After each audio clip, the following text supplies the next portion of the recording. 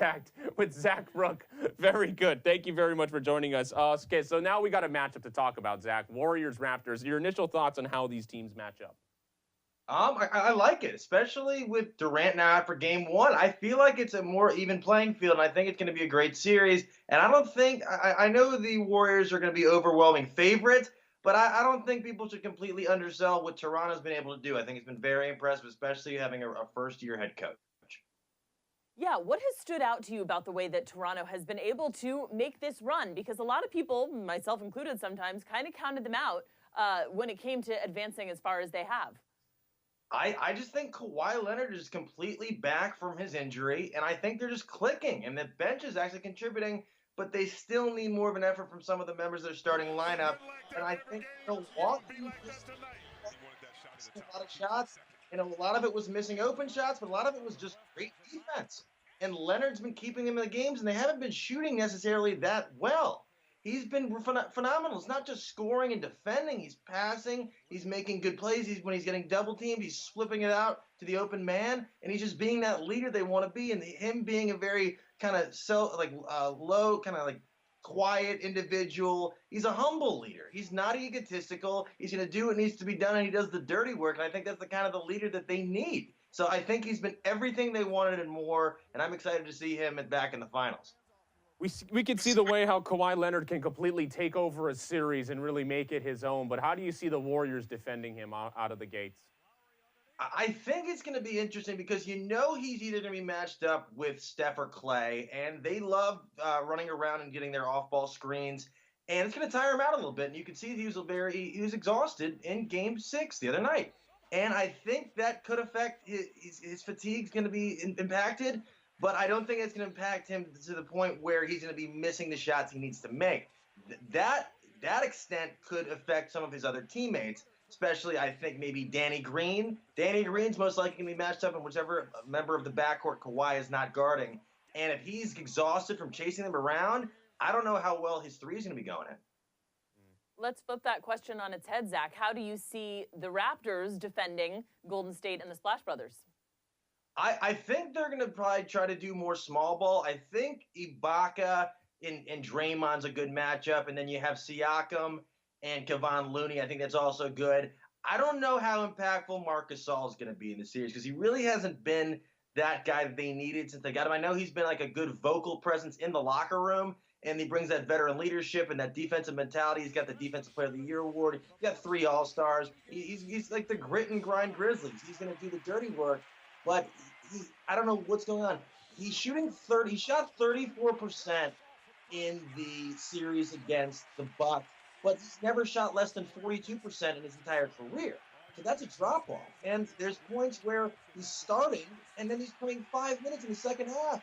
And what are you playing a guy 5 minutes in the second half for if you made a giant trade at the trade deadline to bring him in to put you over the hump? This is when they need him. I think he's the X factor in this series. If he can show even a glimpse of what he did in Memphis, I think that could turn the tables.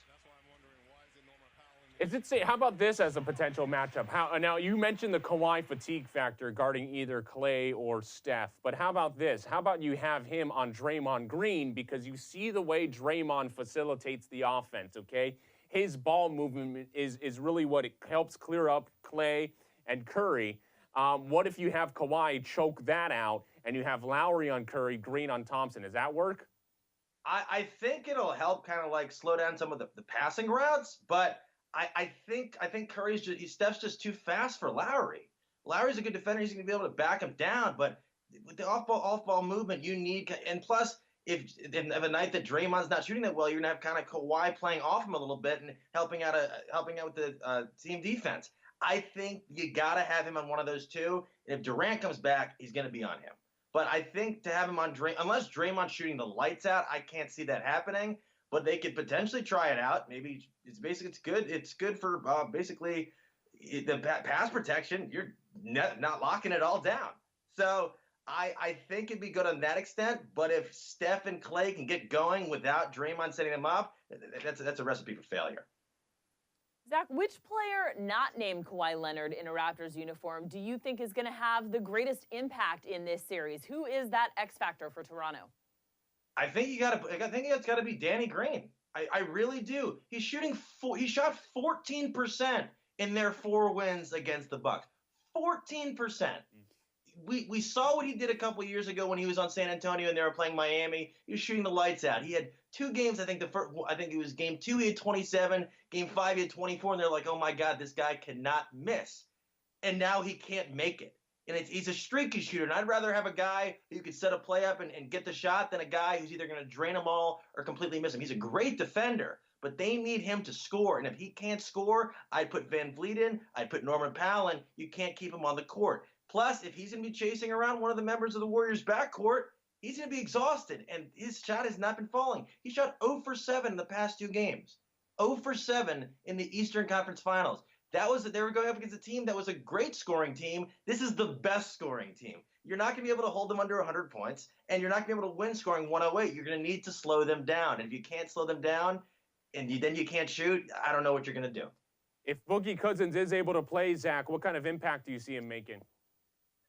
I think he'll make the Toronto play Marc Gasol a little bit more to kind of counteract it. But I know he really just wants to get in there because he wants that finals exposure, but you don't know how healthy he is. And plus, you saw how good Golden State was against Portland. Are you really going to mess up that kind of that chemistry they have going with Looney and McKinney coming in, really taking some of those backcourt, we call it front court reserve minutes, and just to throw Boogie in there just so he could he wasn't that impactful most of the year. And they even considered putting Bogut in when they brought Bogut back because he wasn't doing that well. If they want to play him in, maybe if the game's out of reach or they're way up just to see how he is, maybe they could be a factor later in the series. But I wouldn't mess up a good thing you already have going. Do you think the Raptors have the potential to be the team that takes advantage of Kevin Durant not being on the court? Because the Rockets couldn't figure it out in Game 6. The Blazers couldn't figure it out, period. Yep. It seems like someone should have to at least make a dent in the armor without KD. I just don't know what it is about the Warriors playing. It's not that they play better. It's just they know their roles more. I think Durant's good for the Warriors because he gives you that extra score that you need if one of the main guys is out. But in terms of just kind of like the overall cohesiveness, he doesn't really fit the scheme. He's the best scorer in the NBA, and he will get you any bucket you need. But in terms of everybody's fits, he kind of makes everybody step back, and it didn't really work the best. I know they had a great year, but you see right now the Raptors have home court, and Durant was playing there most of the year. I think it would take at least a 2-game lead to make Durant play whatever he's facing, whether that's a strained calf or something torn, to get him on the court. But I don't think we're going to see him in the finals this year. Oh, look at that. Yeah, well, you think just because he hasn't been doing on-court activities or enough of a significant, not enough significant steps in his rehab, he won't be out there in time? I personally, I haven't seen him mostly do media interviews, but I think if the injury is so severe that he can't be in the public eye, I think that would cause backlash and could affect his wallet come next year and could make things kind of spin out of control. But if he's fine, he should have been at every home game. I don't see, you got to cheer on your team. I know they swept them, but seeing your teammate there on the bench, regardless if they can play or not, that's a boost of confidence. So I don't understand why he couldn't be there for that, unless he could not be seen by the public eye.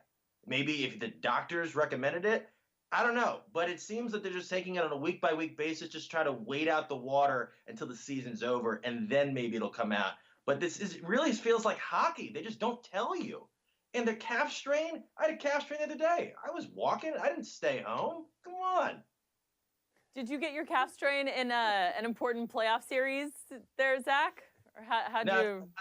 Not the playoffs. We were in the preliminary rounds. Okay. Oh, okay. All right. Very good. Not bad. You're guarding Danny Green. Okay, that's what happened. Okay, yeah, very, very nice.